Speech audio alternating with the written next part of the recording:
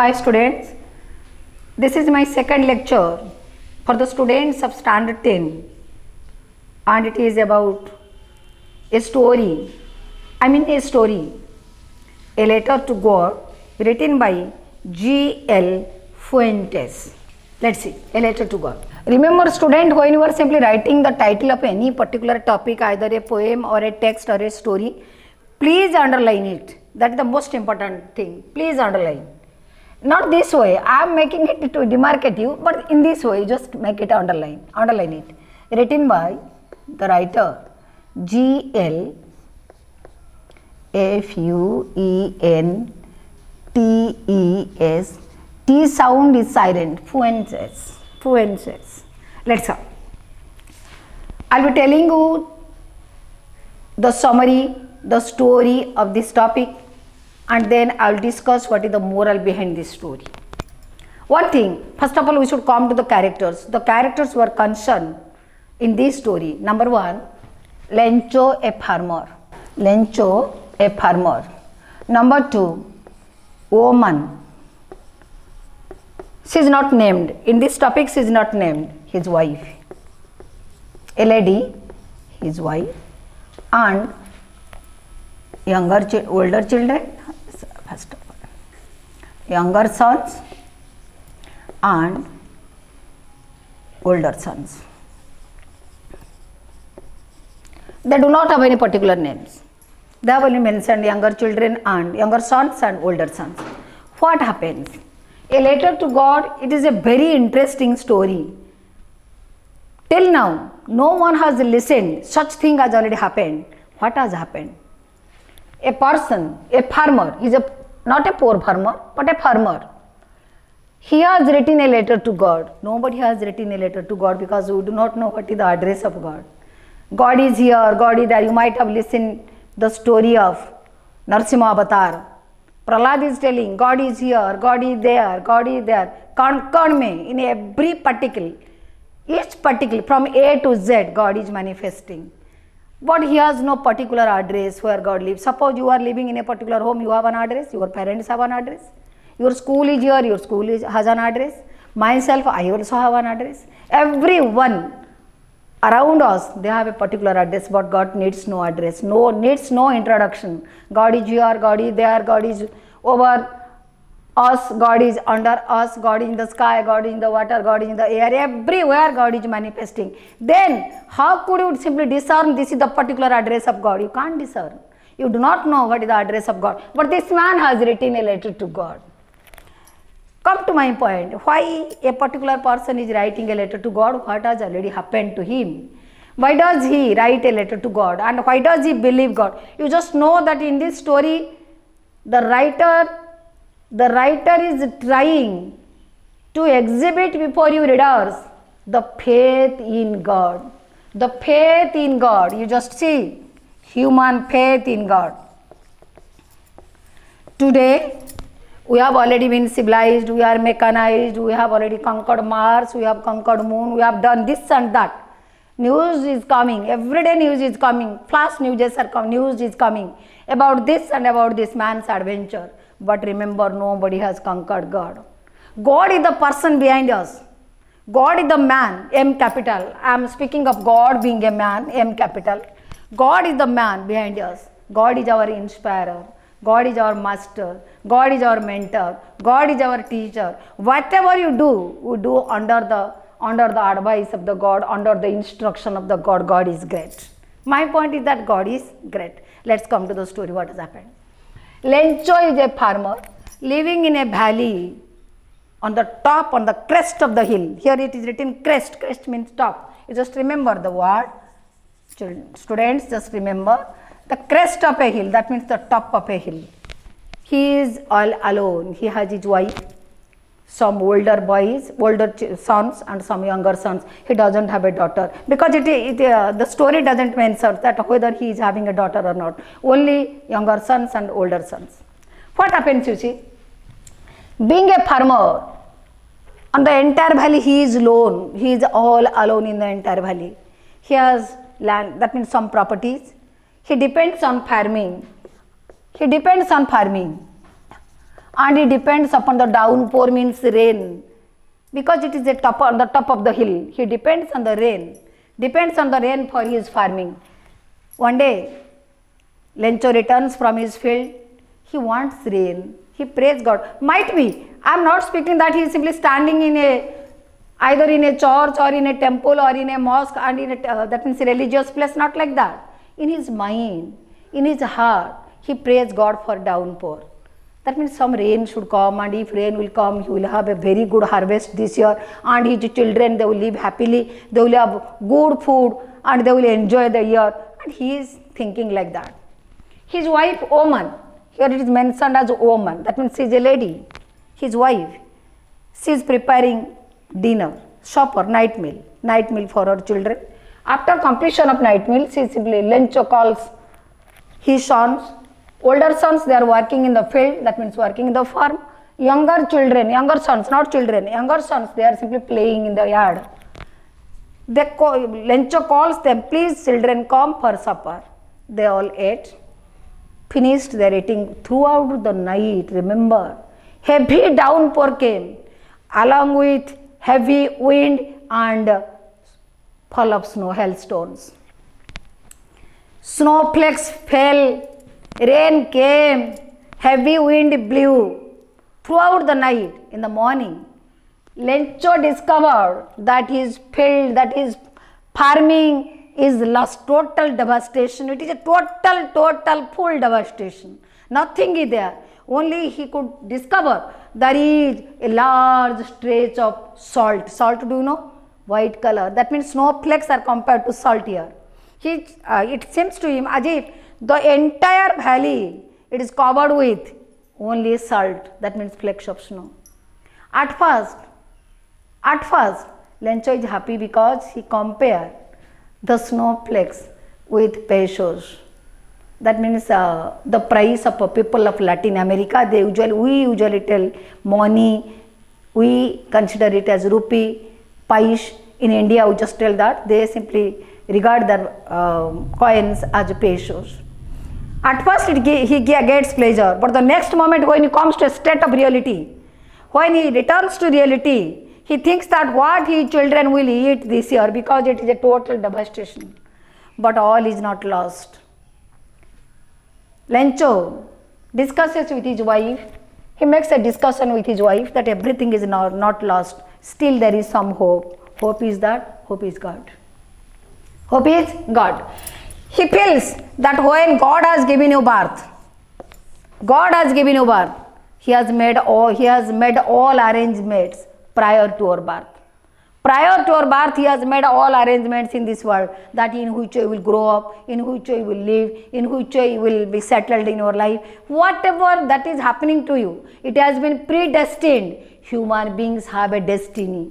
We just believe in destiny. We have a destiny at our back, and that destiny makes us work. He has, last of all, he tells his wife that don't worry, there is God. There is God behind us, who will make arrangements for my children and for myself and for my wife. He has a deep faith in God. Next Sunday, he writes a letter to God, addressed to God. There, he writes God. He writes everything what has already happened to him. The heavy rainfall, the heavy wind, and the fall of snow. He mentioned everything. Last of all, he wrote in his letter, God, please give me 100 pesos. Please send me 100 pesos. 100 pesos. This is usually pesos are used in used by the people of Latin America. They tell it as pesos. Please give me 100 pesos. There he has written. Then he went to the town, went to the post office, put the letter in an envelope, stamped it well, and put in the mailbox, because it is addressed to God. The next moment, the postman, who simply delivers letter from door to door, it is his duty. He is simply employee in the post office. The postman came and discovered that this letter has been addressed to God.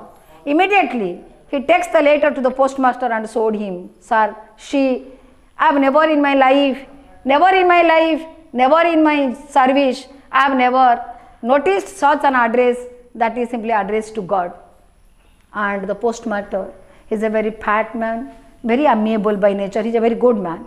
He is very amiable, he is very fat man. He opened the letter, went through the letter, and this letter is addressed to God. First of all, he laughed. First of all, he laughed because in his life he has also not noticed such a letter. A letter has been addressed to God. He has never noticed this. He laughed, but the next moment he became serious. See the faith of a man. See the faith of a poor farmer. He is not literate. He is not educated. He has not a university degree, nothing else. But he has a deep faith in his heart. He has a deep faith in God. He loves God. He reveres God. He has devotion for God. What he did, the postmaster donated some money, some pesos as charity, and other employees also they donated some pesos as charity, and they put 70 pesos. They collected only 70 pesos, not 100. But they have collected, see, these people they have collected. The postmaster collected the money, put it in the envelope and kept it for the farmer. The next Sunday, Lencho again went to the post office to see if he has a letter from God. The postman handed over the letter to him. Lencho opened the letter. Lencho went through the letter. Lencho saw there are only, first of all he was not surprised because he believed that God will definitely answer his letter. There is no question of surprise. There is no question of surprise, not at all surprise. The moment you see, my dear students, when you will get a letter from God, you must be astonished. But Lencho is not at all astonished. He considered it as a normal incident. What happened? He opened the envelope, discovered 70 pesos in it. The next moment, he got angry. He got angry. God, I have begged 100 pesos to you, but instead, you have sent only 70 pesos. That is the thing he believed, might be. He believed in his core of heart, he believed that might be the people of the post office or the employees of the post office have taken away his rest amount of money, that is 30 pesos. Therefore, he is not at last astonished. He got angry. He begged the post office, postman, please give me a pen, ink and paper. Again he wrote a letter, second letter, that is the first letter, demanding 100 pesos. And the second letter, he wrote the letter to God, again addressed to God, that please, I have already begged you 100 pesos. You have not sent 100 pesos to me. Instead, you have sent only 70 pesos. Rest 30 pesos, please send it to me because I am in need of it. If I do not get, my children will die of hunger. Certainly they will be putting into trouble out of hunger because you do not have sufficient crops. And if you give money, then I will sow corn, I will sow seeds in my field. Again I will harvest corn. That means Lencho is feeling. Again I will, that is his logic. That you give me money, I will simply sow my fields and I will harvest corn. And again my children, they will live happily because I am a farmer. I do not want to take away others' properties, or I do not want to loot others' properties. I will simply again work. I will work hard. My children will work hard, and again we will simply have good harvest. Please give us this amount of money. That is his logic. He does not want that God give me 100 pesos and I will buy crops, different crops, and we will live happily. It's not his motto. His motto is that give me 100 pesos, I will sow my fields in corn and then I will simply harvest. Next time I will have a very good harvest and my children will live happily. That was his logic. In the second letter, that was the first letter, 100 pesos. That was his first letter. Come to the second letter. In the second letter, this is the second letter. There, Lencho writes, please give me the rest money. The rest 30 pesos, please give it back to me. And when a person begs something to God, he is not at all denied because God gives everything. God has given us everything. We believe that God gives us everything. God is there. He always tries to fulfill our demand, and that is my demand. And this time, my dear God, if you send 30 pesos, don't believe these postal employees. Please, don't believe all these people, because it has a very good line. You see, the very good line he has written. I asked for only 70 pesos reached me. God of the, she, last paragraph,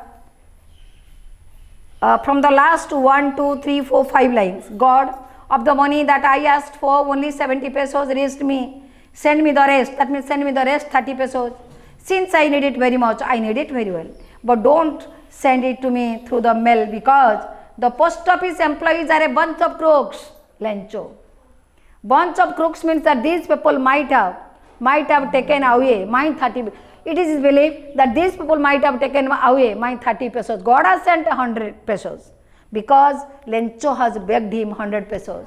And God definitely, he has sent 100 pesos. These people, that means the middleman is the post office. The people of the post office, the employees of the post office might have taken my 30 pesos.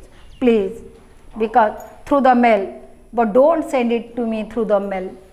You see, the belief of a person, you just see the simple belief of a person, how much we usually believe in God. We believe God, we love God, because God is there. People may deny that there is no God. Science is simply developing, because science tells that something which has no existence, it is meaningless. God doesn't exist. It is sure. It is 100% sure that God doesn't exist in form, physical form. But God is here, God is there, God is everywhere. God is in our breath, God is in our speech, God is in our heart, God is in our life, God is everywhere. God directs everything to us, and we do according to the wish of God, according to the will of God, because the sun is rising in the morning, my children, my students, my dear students, remember, the sun rises in the morning and sets down in the west in the evening. That is nothing but God's creation. It is the wonderful creation of God. And when we are in the wonderful creation of God, when we are in this wonderful creation, we should believe that God is great. God is great. Pray Him, worship Him, and you will get everything. Thank you all.